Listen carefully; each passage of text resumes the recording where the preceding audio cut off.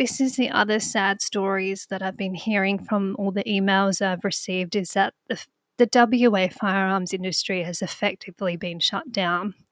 NIWA have said that they're not sending any firearms into WA. TSA Outdoors have also said the same. I've had emails from gun shops too saying that they're not in a position to take guns to resell because the market has completely tanked. And this is an example of the state interfering in the market. This is not the role of the state.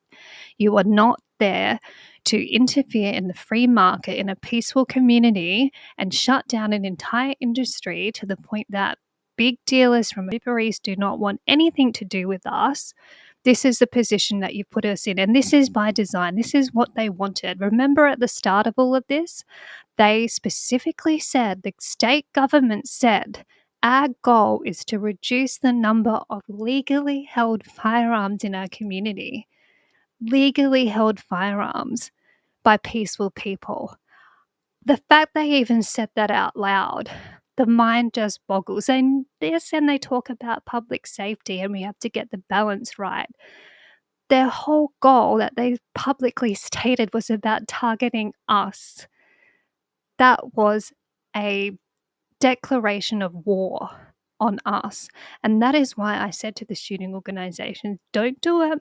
Do not sit down with this government that are operating like terrorists against us and think that you're going to get any result that will please us. So you might get results that please you and keep your organizations going, which is why we're seeing so many people being siphoned into clubs and forced to join clubs to keep their firearms when they don't want to join a club. They just want to be able to shoot on their own property, but they can't because the state has arbitrarily said that the size of your property isn't big enough to own these firearms anymore. So if you want to keep them, join a club and keep the shooting organization surviving. Yes, that's great that you got that as a win, but what did we get as we the people? You have negotiated our rights away with a government that openly declared war against us.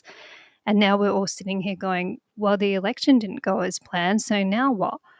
Well, thank God I made that decision back in January to take on this legal action battle, because I could have easily walked away. I could have easily said, not my fight. I'm not a firearm owner there anymore. Why do I care? I've got a new husband. I've got a life to live. I've got things I want to achieve. Wipe my hands and run away, as I've been accused of doing about other things. No, I stood up and I said, I will fight against this injustice for my community because WA is my home. It is the state that I will always call home here in Australia. I wish I could build a life there, but I'm unemployable in WA. I'm so glad that Mr. Liberty has jobs that he can do over East. But this is a situation that we've been put in, and the gun shops are just sitting there going, we wish we could do more, we wish we could help, but we're trying to run a business that is also affected by the new laws. They have new requirements on them.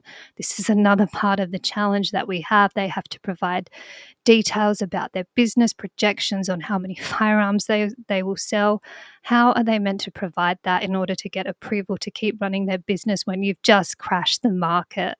I honestly believe that this is all by design to shut down our entire community in WA, and that WA will be the state where the last Australian shooter that Aussie Reviews wrote about will come true. And I do not want that to happen.